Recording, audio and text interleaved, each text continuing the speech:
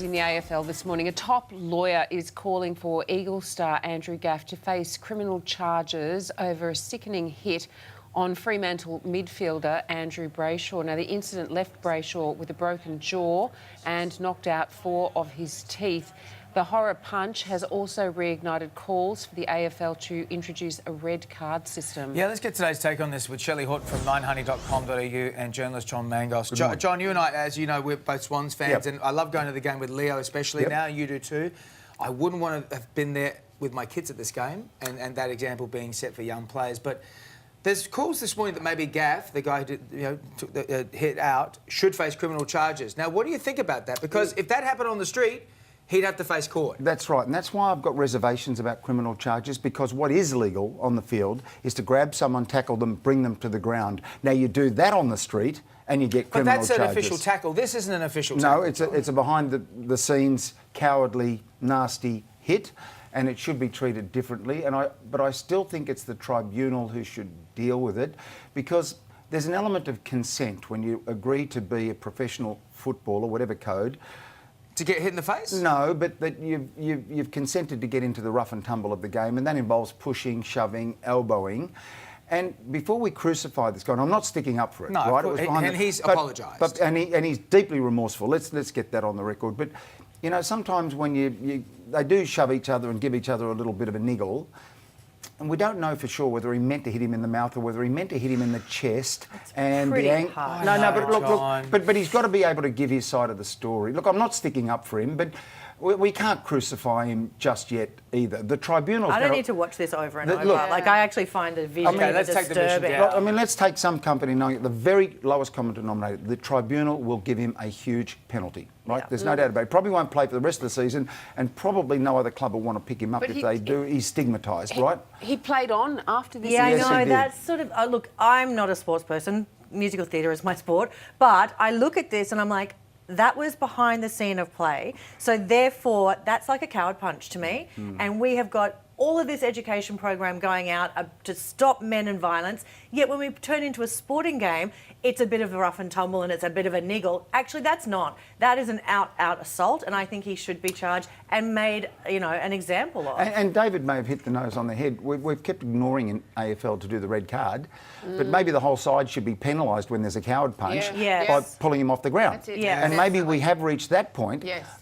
Because that would be a nice first step. That catches up to society if you do that. I think so, yeah. Also making news, driver's licences will be linked to new facial recognition technology and run through a national database. So News Corp reports the software will help police quickly track criminals and terror suspects, monitor identity theft and pinpoint people at risk during outbreaks of disease.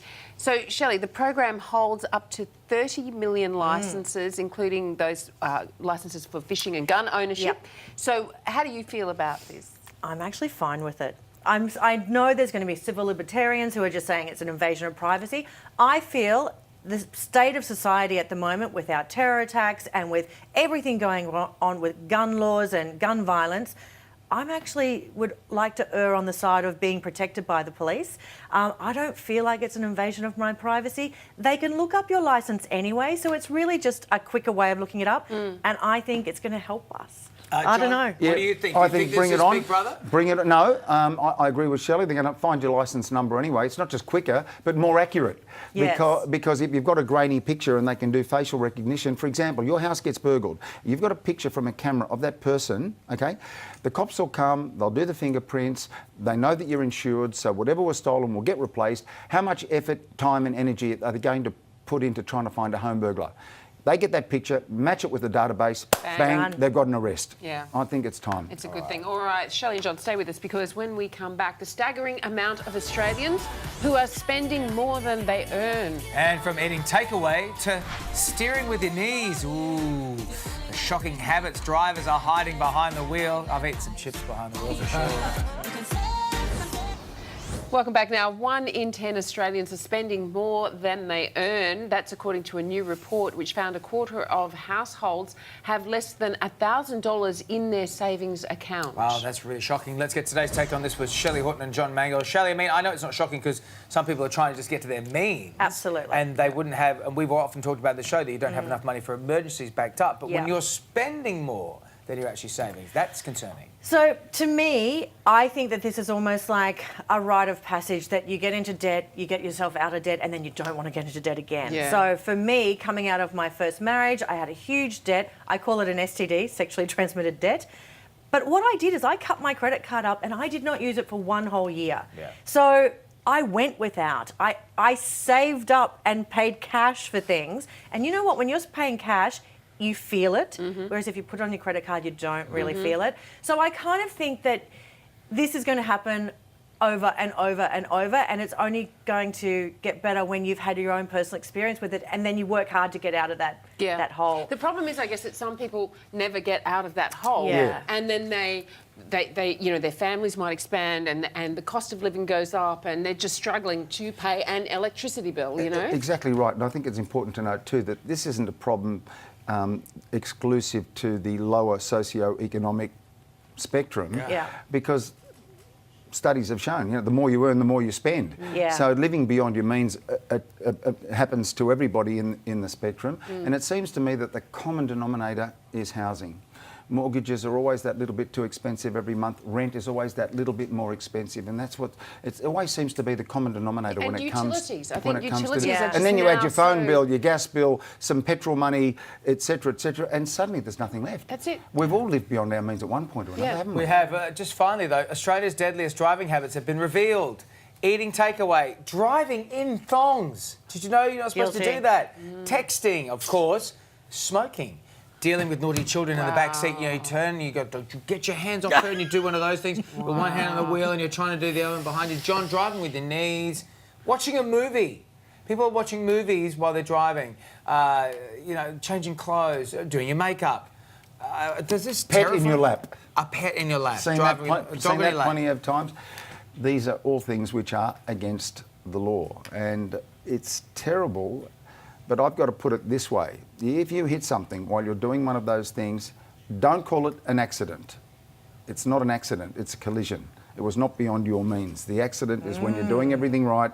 That's interesting. How can you call it an accident? You were actually breaking the law. You caused it. You were on your phone. You had the pet in the lap. John, you just made me feel really bad. You were, but let's think of it in those terms. You were DUI, whatever the case may be. If you are breaking the law while you're driving the car, you've got thongs on, you hit something, you can't call it an accident. And suddenly that changes the chemistry of the bingle that you've been involved in. I urge people to look at it that way.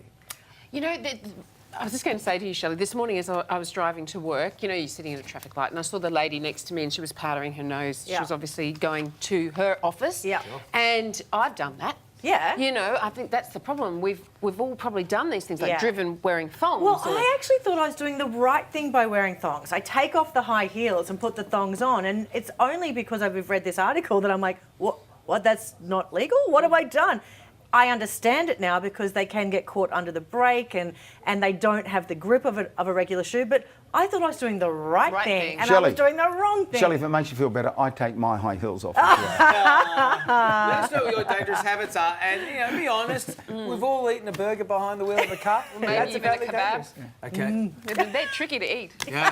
But you know what I do love this with the kids. Get your hands off. My parents were incredible. They could hit us no matter where we were in the back seat. You know what I love doing skill. is if I see a lady doing her makeup at the lights next to me, I look and wait for her to, because they sometimes do it and then they look around to see if anybody's watching, and I am watching, and I go, you look great. And She's sitting there thinking, Let